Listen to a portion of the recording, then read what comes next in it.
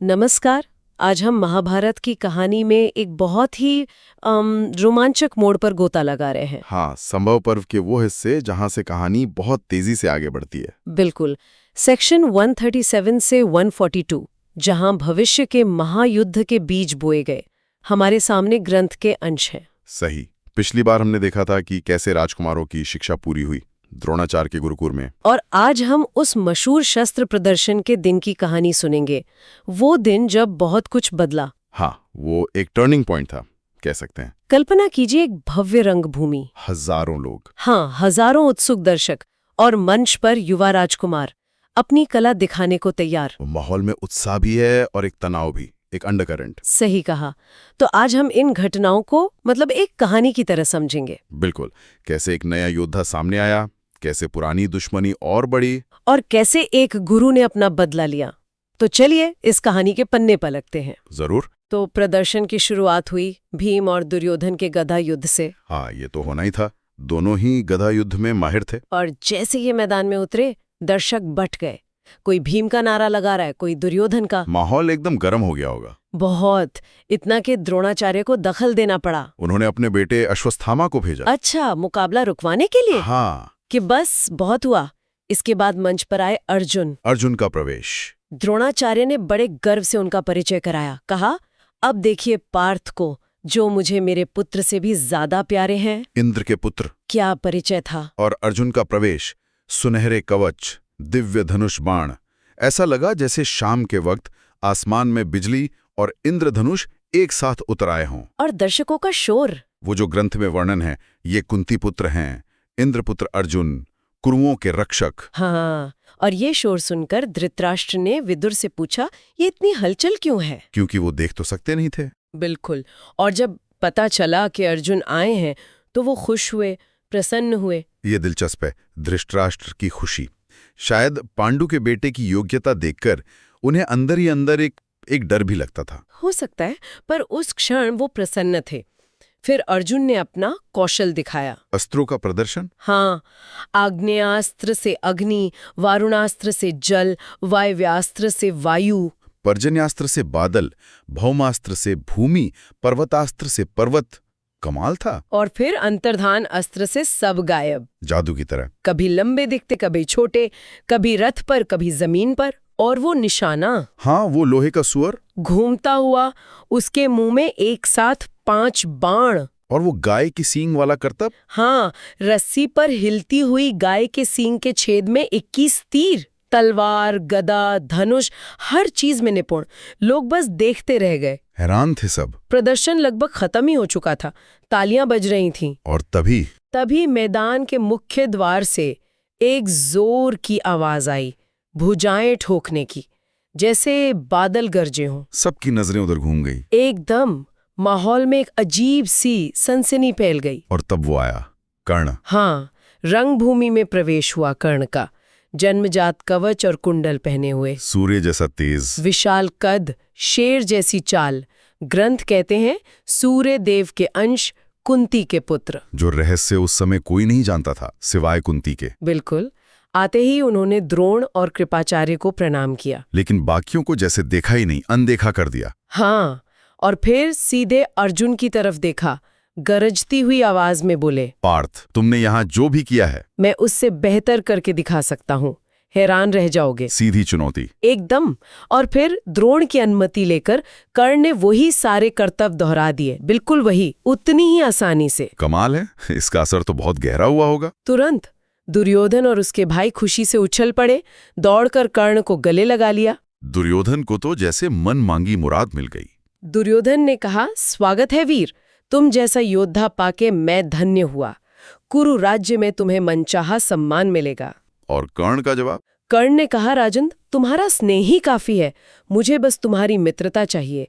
और अर्जुन के साथ एक द्वंद्व युद्ध। अर्जुन का क्या हाल था? अर्जुन, वो शर्म और गुस्से से लाल हो गए।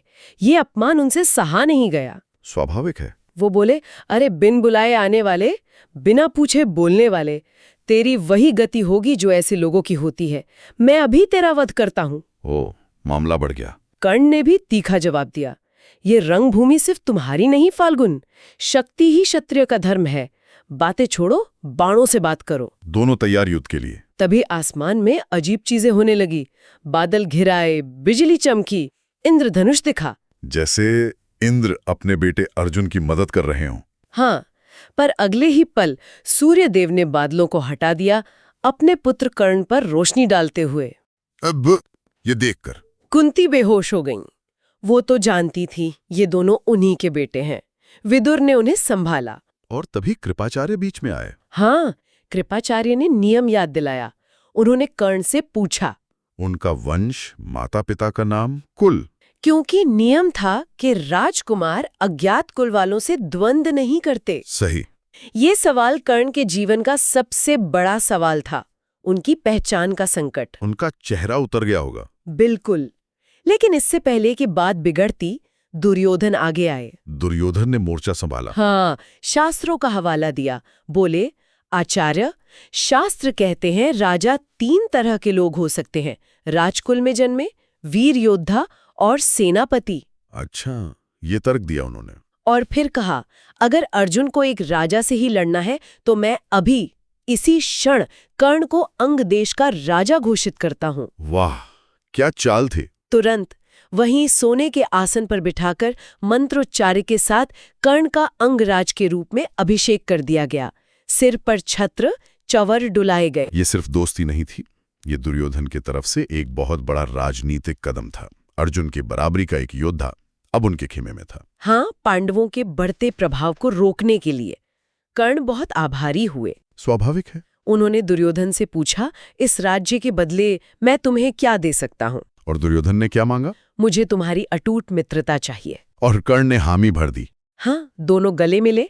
एक नई अटूट दोस्ती की शुरुआत हुई जो महाभारत के अंत तक चली। सही कहा। तभी रंगभूमि में एक और व्यक्ति आए, अधिरथ। कर्ण के पालक पिता, जो सारथी थे। हाँ, वो बूढ़े थे, लाठी टेकते हुए, घबराए हुए से आए। उन्हें देखते ही अंगराज कर्ण, जो अभी अभी राजा बने थे, अपना धनुष नीचे रख दिया और पिता के सम्मान में सिर झुकाया। उनका माथा अभी भी अभिषेक के जल से गीला था। ये देखकर अधिरथ ने उन्हें गले लगा लिया, पुत्र कहकर। लेकिन ये देखकर भीमसेन से रहा नहीं गया होगा। वो जोर से हंसे और ताना मारा, अरे सूतपुत्र, तू अर्जुन के हाथों मरने लायक नहीं है। जा, चाबुक संभाल। अंग देश का राज्य तेरे लिए वैसे ही है जैसे कुत्ते के लिए यज्ञ का घी। बहुत कठोर शब्द थे ये। कर्ण आहत हुए, होंठ भींच लिए, पर कुछ बोले नहीं, बस चुपचाप आकाश में सूर्य की ओर देखते रहे। लेकिन दुर्योधन चुप नहीं रहे। दुर्योधन गुस्से से भर गए। उन्होंने भीम को जोरदार जवाब दिया। क्या कहा उन्होंने? उन्होंने तर्क दिया कि वीरों का मूल और नदियों का स्रोत जानना जरूरी नहीं होता। द्रोण, कृपा, विश्वामित्र जैसे कई उदाहरण दिए। हाँ, जिनका जन्म पारंपरिक क्षत्रिय कुल में नहीं हुआ था। बिल्कुल।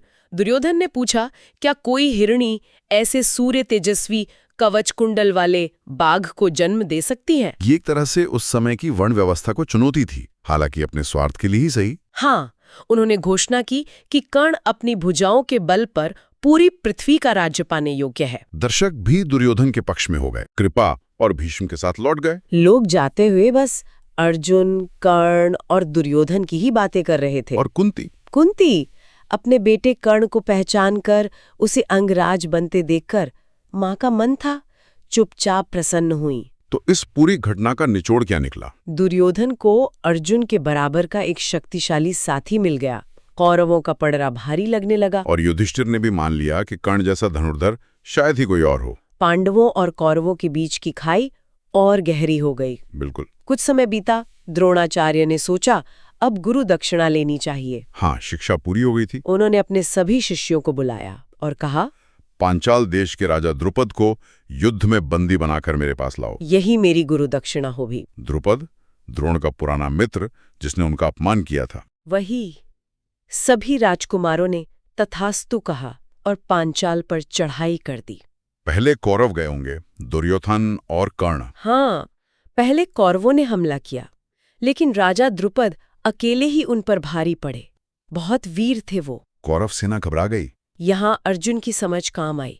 उन्होंने पहले ही अंदाजा लगा लिया था कि कौरव द्रुपद को नहीं पकड़ पाएंगे। तो पांडव बाद में गए। हाँ, कौरवों के नाकाम होने के बाद पांडव युद्ध में उतरे।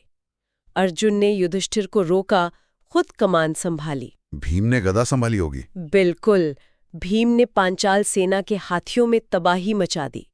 और अर्जुन ने द्रुपद को निशाना बनाया होगा। हाँ, बाणों से रथों और सैनिकों को गिराते हुए सीधे द्रुपद तक पहुंचे, उन्हें हराया और बंदी बना लिया। जैसे गरुड़ सांप को पकड़ लेता है। क्या उपमा है। और अर्जुन ने भीम को और संहार से रोका, कहा कि द्रुपद हमारे संबंधी हैं, बस गुरु दक्षिणा पूरी करनी है। अब द्रोण का बदला पूरा होने वाला था। बंदी द्रुपद को द्रोण के सामने लाया गया। द्रोण मुस्कुराए और उन्हें वो पुरानी बात याद दिलाई होगी। हाँ, कहा, तुमने कहा था कि जो राजा नहीं वो राजा का मित्र नहीं हो सकता। कितना गहरा अपमान था ये। फिर द्रोण बोले, पर डरो मत, ब्राह्मण क्षमाशील होते हैं। मैं तुम्हें जीवन दान और आधा राज्य वापस देता हूँ। आधा राज्य? हाँ, बचपन की मित्रता का वास्ता देकर कहा, मैं फिर से तुम्हारी मित्रता चाहता हूँ। गंगा के उत्तर का राज्य अहिच्छत्र खुद रखा और दक्षिण का द्रुपद को दे दिया। और द्रुपद ने स्वीकार कर लिया, अपमान का घूंट पीकर। हाँ, कर लिया। लेकिन ये अपमान वो भूले नहीं। यहीं से एक और कहानी शुरू होती है। बिल्कुल। द्रुपद अपमानित महसूस करते हैं। वो समझते हैं कि सिर्फ क्षत्रिय बल से द्रोण को नहीं हराया जा सकता। उन्हें ब्रह्म तेज का भी सामना करना होगा। इसलिए वो इस अपमान का बदला लेने और द्रोण को मारने वाले पुत्र की प्राप्ति के लिए तपस्या करने निकल पड़ते हैं। और इसी तपस्या से जन्म होता है धृष्टद्युम्न और द्रौपदी का, जो महाभारत की कहानी में बहुत अहम भूमिका निभाते हैं। तो देखिए कैसे एक घटना दूसरे से जुड़ी है। सही बात है, हर क्रिया की प्रतिक्रिया हो रही है। इस घटना के बाद पांडवों का यश और बढ़ा। धृतराष्ट्र ने युधिष्ठिर को युवराज घोषित कर दिया। उनके गुणों के कारण दृढ़ता, धैर्य, दया, सच्चाई। भीम गदा युद्ध में और निपुण हुए। अर्जुन सर्वश्रेष्ठ धनुर्धर माने जाने लगे। पांडवों ने कई और राजाओं को हराया, कुरु साम्राज्य का विस्तार किया। और धृतराष्ट्र की वही प्रतिक्रिया, पांडवों की बढ़ती शक्ति, उनकी लोकप्रियता, ये सब देखकर उनकी चिंता और ईर्ष्या और बढ़ गई। उन्हें रात में नींद नहीं आती थी। ये असुरक्षा बहुत गहरी थी। इसी बीच द्रोण ने अर्जुन को एक बहुत शक्तिशाली अस्त्र दिया, ब्रह्मास्त्र या ब्रह्मशिर। अत्यंत विनाशकारी अस्त्र। हाँ, और चेतावनी दी कि इसे साधारण मनुष्यों पर कभी मत चलाना। और एक वचन भी लिया। हाँ, वचन लिया कि भविष्य में अगर कभी द्रोण खुद अर्जुन के खिलाफ युद्ध करें तो अर्जुन को उनसे लड़ना होगा। ये तो एक बहुत बड़ा धर्म संकट खड़ा कर दिया द्रोण ने। गुरु के खिलाफ शिष्य। बिल्कुल। अर्जुन ने वचन दे दिया। भविष्य में क्या होगा ये कौन जानता था। गुरु शिष्य का रिश्ता, कर्तव्य और इतनी विनाशक शक्ति। मामला बहुत पेचीदा होता जा रहा था। पांडवों के बढ़ते प्रभाव से धृतराष्ट्र इतने डर गए, इतनी ईर्ष्यालु हो गए कि उन्होंने अपने मंत्री कणिक को बुलाया। कणिक, जो राजनीति शास्त्र के बड़े ज्ञाता माने जाते थे, कुटिल नीति के विशेषज्ञ। धृतराष्ट्र ने उनसे सलाह मांगी। कणिक, पांडव बहुत शक्तिशाली हो रहे हैं, मुझे जलन हो रही है, बताओ क्या करूं, शांति रखूं या युद्ध। और कणिक ने जो सलाह दी वो कणिक नीति कहलाई। हाँ, और वो सलाह बहुत बहुत कठोर थी, निर्मम। कणिक नीति का सार क्या था? सार ये था कि राजा को हमेशा चौकन्ना रहना चाहिए, हमला करने को तैयार। दुश्मन की जरा सी भी कमजोरी दिखे तो वार कर दो, अपनी कमजोरी छुपाओ। दुश्मन को जड़ से मिटा दो, दया मत दिखाओ। हाँ, चाहे वो अपना ही क्यों ना हो। शरण मांगे तो भी मत छोड़ो। छल, बल, धन जैसे भी हो, शत्रु का नाश करो। भरोसे का नाटक करो और फिर भेड़िए की तरह हमला कर दो। फूट डालो और राज करो। उन्होंने वो गीदड़ वाली कहानी भी सुनाई थी ना। हाँ, कैसे एक चालाक गीदड़ ने अपने साथियों बाघ, चूहा, भेड़िया, नेवला को इस्तेमाल करके हिरण मरवाया और फिर कूटनीति से, धोखे से एक एक करके सबको भगा दिया और अकेले ही पूरा हिरण खा गया। इस कहानी का सार यही था, फूट डालो, राज करो। और ये नीति सिर्फ बाहरी दुश्मनों के लिए नहीं थी। नहीं, कौटिल्य ने कहा ये अपने सगे संबंधियों, गुरु पर भी लागू होती है, अगर वो रास्ते का कांटा बने। बातें मीठी करो, काम कठोर करो। दुश्मन को मारकर आंसू बहाओ। किसी पर भरोसा मत करो, भेद गुप्त रखो, जासूस रखो। तुम्हारी नीति उस तरह की तरह तेज और छुपी हुई होनी चाहिए। सुनकर ही डर लगता है। ये सत्ता की राजनीति का एक बहुत ही स्याह चेहरा है। कौटिल्य ने सीधे सीधे धृतराष्ट्र को चेताया, कहा कि पांडव तुम्हारे पुत्रों से कहीं ज्यादा शक्तिशाली हैं। और अगर अभी कदम नहीं उठाया तो बाद में पछताना पड़ेगा। इस सलाह का धृतराष्ट्र पर बहुत गहरा असर हुआ। वो चिंता और अवसाद में डूब गए। पांडवों के खिलाफ कठोर कदम उठाने का विचार उनके मन में मजबूती से बैठ गया। विनाश के बीज बो दिए गए। तो आज हमने देखा कि कैसे शस्त्र प्रदर्शन के मंच पर कर्ण का धमाकेदार आगमन हुआ, अर्जुन के प्रतिद्वंद्वी और दुर्योधन के सबसे बड़े समर्थक, कैसे कौरवों और पांडवों के बीच दुश्मनी की खाई और गहरी हुई, कैसे कर्ण के बदले की आग ने द्रुपद के अपमान और भविष्य के प्रतिशोध की नींव रखी, और अंत में कैसे कणिक की निर्मम राजनीतिक सलाह ने धृतराष्ट्र के मन में पांडवों के खिलाफ वो जहर घोला जिसने आने वाले विनाश की भूमिका तैयार कर दी। इन सब घटनाओं में अहंकार, बदला, दोस्ती, ईर्ष्या, नियति और क्रूर राजनीति का एक बहुत ही जटिल ताना बाना दिखता है। हर घटना अगली कड़ी को जन्म दे रही है। सब मिलकर एक बड़े संघर्ष की तरफ बढ़ रहे हैं। कर्ण का रहस्य, द्रुपद का संकल्प, धृतराष्ट्र का भय, ये सब कहानी को आगे धकेल रहे हैं। जाते जाते एक सवाल छोड़ जाते हैं। कणिक ने कहा कि दुश्मन कोई भी हो उसे नष्ट कर दो, चाहे वो परिवार का ही क्यों ना हो। हाँ, निर्मम सलाह थी ये। लेकिन हमने आज ये भी देखा कि कुंती ने अपने त्यागे हुए पुत्र कर्ण को पहचाना और मन ही मन माँ का स्नेह महसूस किया। और दुर्योधन ने भी सूतपुत्र कहे जाने पर कर्ण का साथ दिया, दोस्ती निभाई। तो एक तरफ ये निर्मम राजनीतिक सलाह, दूसरी तरफ ये मानवीय रिश्ते, ये वफादारियां। भविष्य में जब इनका टकराव होगा तो क्या जीतेगा, ये सोचने वाली बात है। बिल्कुल, इस पर सोचिएगा जरूर। अगली बार फिर मिलेंगे महाभारत की कहानी में एक और गहरे मोड़ के साथ। नमस्कार। नमस्कार।